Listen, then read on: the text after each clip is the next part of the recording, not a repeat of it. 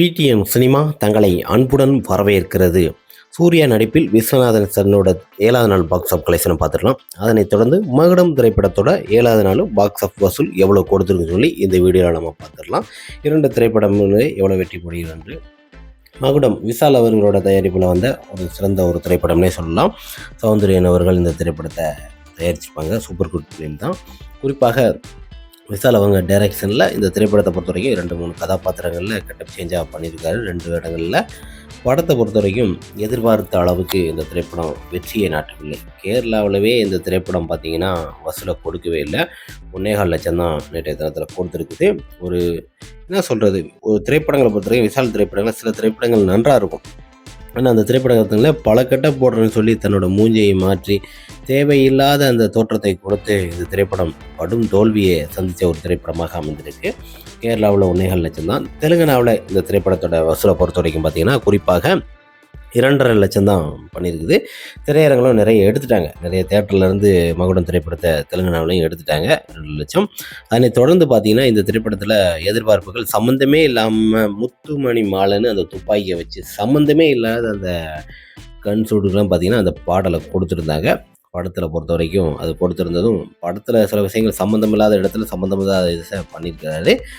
பெங்களூர், கர்நாடகா போன்ற இடங்களில் இந்த திரைப்படத்தோட பாக்ஸ் ஆஃப் கலெக்ஷன் பார்த்திங்கன்னா 1.25 லட்சம் தான் வசூல் செஞ்சுருக்கு. குறிப்பாக இந்த திரைப்படம் மற்ற மாநிலங்களில் குறைவாக 3 லட்சம் கூட வசூல் பண்ணல. தமிழ்நாட்டில் இந்த திரைப்படத்தோட வசூலை பொறுத்தவரைக்கும் வெறும் 10 லட்சம் கூட இந்த திரைப்படத்திற்கு எதிர்பார்த்த அளவுக்கு இல்லை.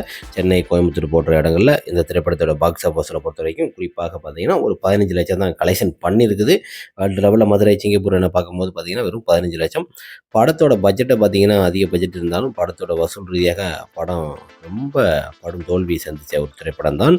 வசூலையும் சரி போட்ட முதல்ல கூட மீட்டெடுக்காதக்கூடிய ஒரு மிகப்பெரிய ஒரு படும் தோல்வியாக இந்த திரைப்படம் அமைஞ்சிருக்கு. 2.25 கோடி கூட இன்னும் அப்ராக்சிமேட்டாக தாண்டவே இல்லை இந்த திரைப்படத்தோட வசூல். அந்த அளவுக்கு படும் ஒரு தோல்வியாக அமைந்த ஒரு திரைப்படம்னே சொல்லலாம்.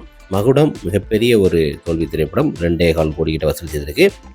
அடுத்த திரைப்படமாக விஸ்வநாத சன். இந்த திரைப்படத்தை பொறுத்த வரைக்கும் சூர்யா அவங்க, மம்தா, அதனைத் தொடர்ந்து ராதிகா சரத்குமார் போன்ற பல நடிகர்கள் இந்த திரைப்படத்தில் நடிச்சிருப்பாங்க. படம் ஒரு குடும்பங்கள் கொண்டாடும் ஒரு பெஸ்ட் மூவியாக திரைப்படம் அமைஞ்சிருக்கு.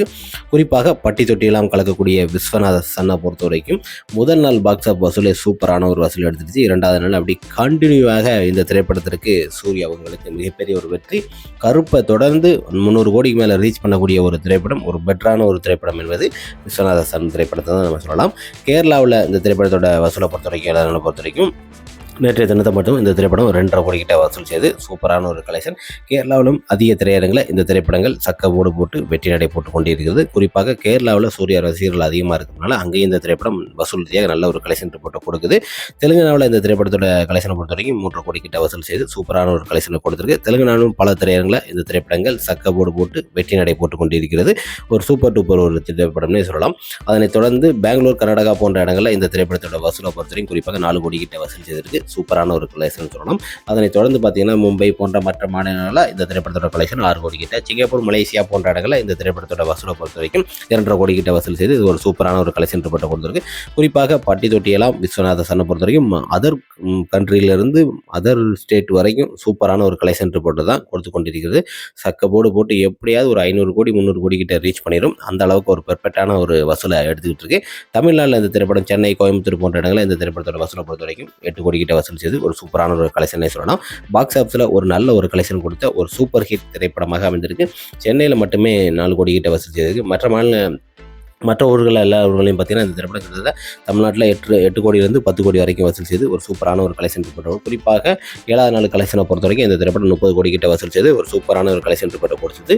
பட்டி தொட்டியெல்லாம் கலக்கக்கூடிய விஸ்வநாத சன்னை பொறுத்த வரைக்கும் தமிழ்நாடு மட்டும் பார்த்தீங்கன்னா திரையரங்கில் அதிகமாக கொடுக்கப்பட்டிருக்கு. குறிப்பாக இந்த திரைப்படம் வசூலில் குடும்பங்கள் கொண்டாடும் ஒரு பெட்டர் திரைப்படமாக அமைஞ்சிருக்கு. மிகப்பெரிய ஒரு பிளாக் பாஸ்டர் திரைப்படமாக இந்த திரைப்படம் அமைஞ்சிருச்சு. குறிப்பாக நம்ம எதிர்பார்த்த அளவுக்கு சராசரியாக இந்த திரைப்படம் 200 கோடி கிட்ட ரீச் பண்ணியிருக்குங்க. சூப்பரான ஒரு கலெக்ஷன் ரிப்போர்ட்னே சொல்லலாம். சொல்லலாம். அப்ராக்சிமேட்டாக 200 கோடி கிட்ட ரீச் பண்ணி வசூல் ரீதியாகவும் சரி கலெக்ஷன்லேயும் மிகப்பெரிய ஒரு வெற்றி திரைப்படமாக விஸ்வநாத சன் திரைப்படம் சூர்யா அவங்களுக்கு அடுத்த பிளாக் பஸ்டர் திரைப்படமாக இந்த திரைப்படம் ஒரு இடத்துல உட்காந்துருச்சு.